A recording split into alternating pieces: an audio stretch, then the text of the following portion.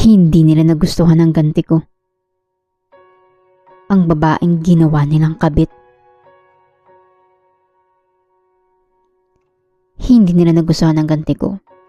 At kahit ako, minsan hindi ko na rin nagugustuhan kung sino naging ako pagkatapos ng lahat ng ginawa nila sa akin. Hi Quest Diaries. You can call me Jessa.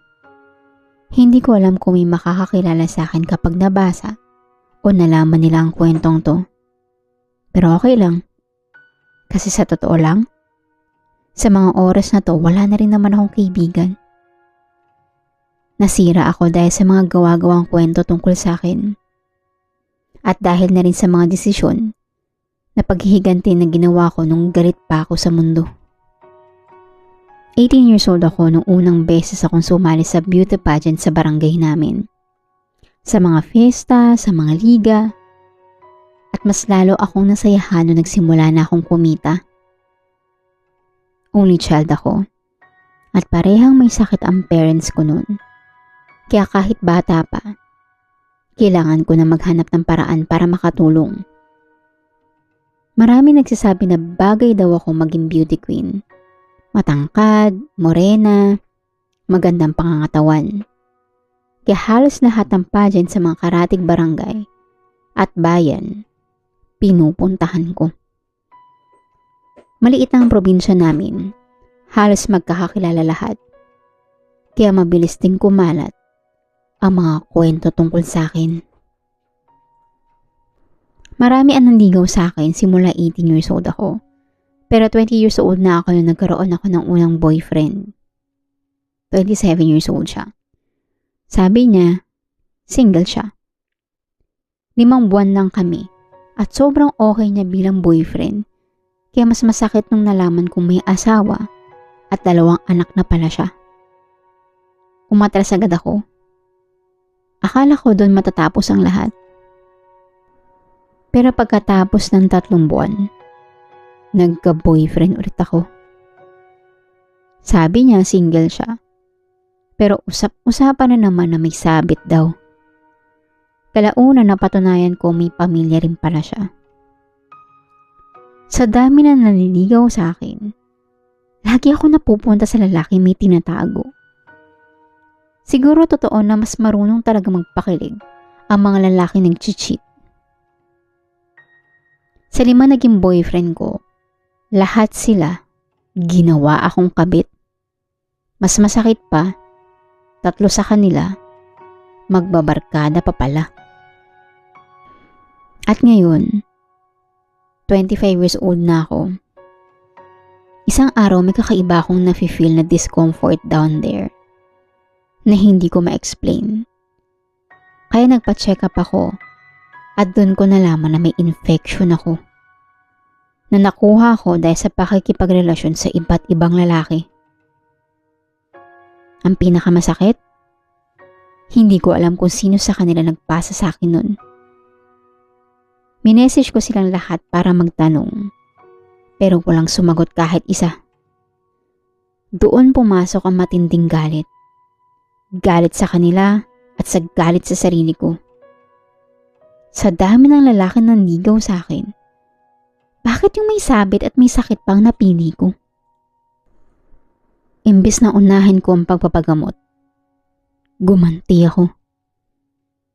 Minessage ko ulit silang 5 at lahat sila pumayag na makipagkita sa akin isa-isa. Alam niyo na kung anong naging kasunod. Siyempre may nangyari sa amin. Take note, hindi sila sabay-sabay ha. In-schedule ko sila. Sa isip ko nun, bahala na kung anong mangyari sa akin. Basta makaganti lang ako. After few months, nalaman ko na may sakit na rin yung isa naging boyfriend ko. Nabalitaan ko lang sa asawa niya. At posibleng ako raw ang dahilan. Doon nagsimula ang chismis sa lugar namin. Ako raw nagpakalat. Ako raw ang pumapatol kung kani-kanino. Kaya lalong nasira ang pangalan ko. Sa sobrang galit ko, imbis na tumigil, naghanap pa ako ng ibang mga lalaki maaakit ko. Pakiramdam ko kasi pare-pareha lang ang mga lalaki. Kaya ginantihan ko silang lahat.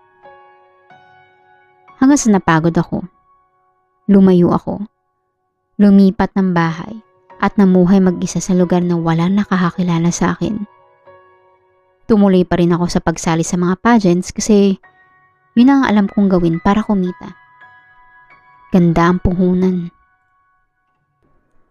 Doon ako nakakilala ng isang lalaking gwapo, marespeto at gentleman. Sumasali rin siya sa mga pageants. Naging kami agad. Alam ko iba siya sa mga naging boyfriends ko.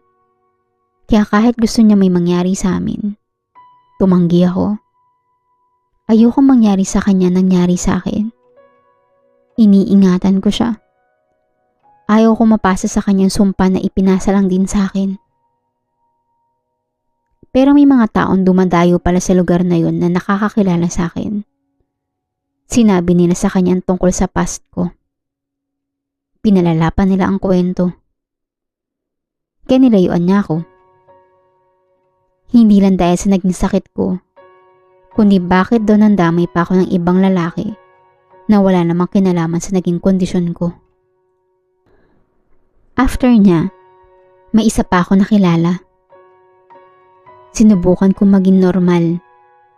Pero nung nalaman niya ang buong kwento tungkol sa akin, nagbago siya. Hindi niya sinabi agad, pero kalaunan, nalaman kong pinagpalit niya ako sa mas maayos, mas malinis, at wala daw komplikasyon. Doon ko unang naramdaman na parang marka na siya sa akin na habang buhay ko nang dala. Ngayon lumipat na naman ako ng lugar. Pero mas malayo na, sa ibang probinsya. Mag-isa na lang ako. Wala na din ang parents ko. Wala na rin ang mga kaibigan ko. Minsan iniisip ko kung may magkakagusto pa ba sa akin. Hindi dahil maganda ako o nananalo ako sa mga pageant, kundi dahil tao rin ako. Dahil may puso pa rin ako kahit puno ng maling desisyon. Alam ko pinagsisihan ko naman na dahil imbis na ayusin ko ang sarili ko noon, pinili kong gumante. Akala ko kapag nakaganti ako, matatahimik ang buhay ko. Pero lumala pa pala.